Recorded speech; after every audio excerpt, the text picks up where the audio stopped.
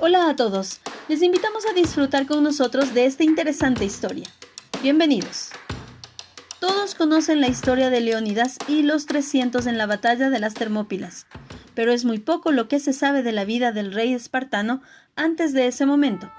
Hay quienes señalan que pudo luchar contra los cartagineses en Sicilia, que pudo ser un regicida y un usurpador, o que luchó contra los rebeldes mesenios.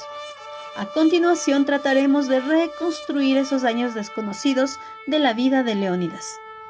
Cuenta Heródoto que el rey Anaxándridas II de la dinastía de los Agíadas, una de las dos familias que gobernaban Esparta bajo una diarquía, se había casado con su sobrina a la que amaba mucho, pero que no podía darle hijos. Entonces los éforos le recomendaron repudiarla y casarse con otra, a lo que el rey se negó. A continuación los éforos y los gerontes propusieron a Anaxándridas que sin abandonar a su mujer se casara con otra que le diera hijos, a lo que el rey aceptó. No mucho tiempo después, la segunda mujer del rey dio a luz a Cleómenes, pero por lances del destino, su primera mujer también se quedó embarazada y tuvo a Dorieo. Luego, esta primera mujer también tuvo a Leónidas y a Cleómbroto, que algunos aseguran eran mellizos. Cleómenes I, de quien se dice que estaba desequilibrado, sucedió a su padre en algún momento entre los años 526 y 520 a.C. Esto llevó a que Dorieo, joven de gran valía, despechado por la elección de su hermano como rey, decidiera abandonar Esparta y fundar una colonia en Libia, aunque de allí fue expulsado por los libios y los cartagineses. Tiempo después, Dorieo combatió en el sur de Italia contra los ibaritas y durante años contra los cartagineses y los élimos en Sicilia, donde perdió la vida. En cuanto a Cleómbroto, podemos decir que tras la muerte de Leónidas en las Termópilas, fue regente del hijo de este, Plistarco, aún menor de edad. Meses más tarde, Cleómbroto moriría y le sucedió en la regencia su hijo Pausanias, vencedor de Platea en el 479. Por su parte, Leónidas, el hijo de León y descendiente de Heracles, llamado así quizás por su abuelo paterno León, debió nacer entre los años 540 y 530. Fue un niño sano y robusto, ya que de lo contrario hubiera sido abandonado en el monte Taígeto. A los hijos de los espartiatas, como Leónidas, según cuenta Plutarco, se les criaba sin delicadezas para que crecieran fuertes y sin miedos. Hacia los 7 años, Leónidas comenzó una educación en grupo que, con algunas nociones en letras, estaba orientada a la total obediencia, a tener firmeza en las fatigas y a vencer en los combates. Como el resto de niños fue rapado, se habituó a caminar descalzo, a pelear con sus compañeros, a una dieta austera y a recibir duros castigos de los mayores. Leónidas, una vez alcanzó la edad adulta, ya estuvo listo para el servicio militar. Durante su edad adulta, Leónidas debió participar en numerosas campañas militares. Así, el historiador Diodoro cuenta que Leónidas se enorgullecía de su valor y de su experiencia en la guerra. Pero, ¿cuáles fueron estas campañas? Durante su reinado, Cleómenes atacó varias veces Atenas y también se enfrentó a Argos en la batalla de Cepeia, y es de suponer que Leónidas participara en estas luchas. La única mención sobre la participación de Leónidas en una campaña durante el reinado de su hermano Cleómenes la proporciona el epítome que Justino hizo de las historias filípicas de Pompeyo Trogo. Según este texto, ante los abusos de los cartagineses, los pueblos de Sicilia recurrieron a Leónidas, hermano del rey de los espartanos, surgiendo una guerra dura. Sin embargo, algunos historiadores modernos creen que se trataría de un error y que la noticia no se referiría a Leónidas, sino a su hermano Dorieo. Otro historiador, Heródoto, cuenta que Gelón, tirano de Siracusa, pidió ayuda a los griegos para vengar a Dorieo, pero estos no acudieron, lo que entraría en contradicción con el pasaje de Justino, a no ser que esta noticia se refiriera a un momento distinto, lo que implicaría que Leónidas, quizás ya siendo rey, se negó a ir a Sicilia a vengar a su hermano.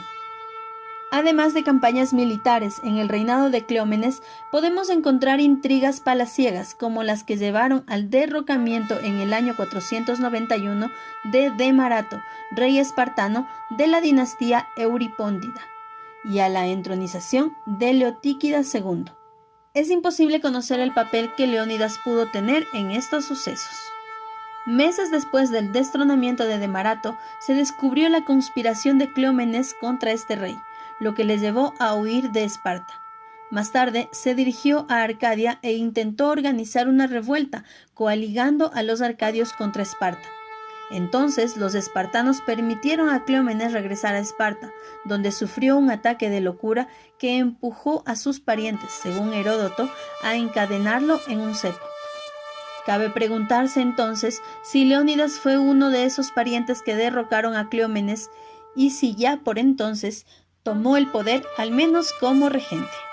Por si la situación espartana no fuera lo suficientemente grave, en aquella época, en el 490, los persas habían invadido Grecia.